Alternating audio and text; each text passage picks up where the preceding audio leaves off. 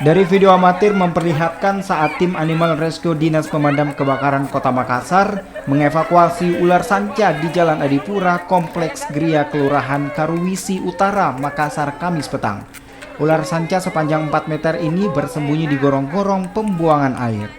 Tim Animal Rescue menyemprotkan air ke dalam gorong-gorong. Tekanan air yang kuat membuat ular sanca ini keluar dari gorong-gorong dan langsung dimasukkan ke dalam karung.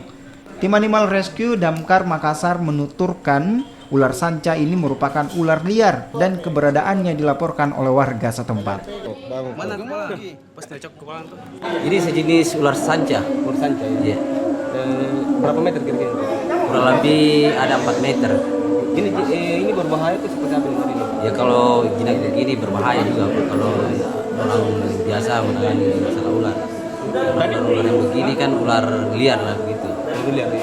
Tadi ditemukan di mana Pak tadi?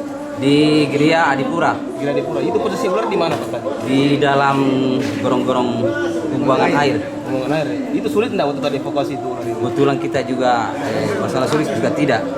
Karena dia tersembunyi di dalam gorong-gorong. Makanya kita tim rescue itu kita pakai semprot pakai air.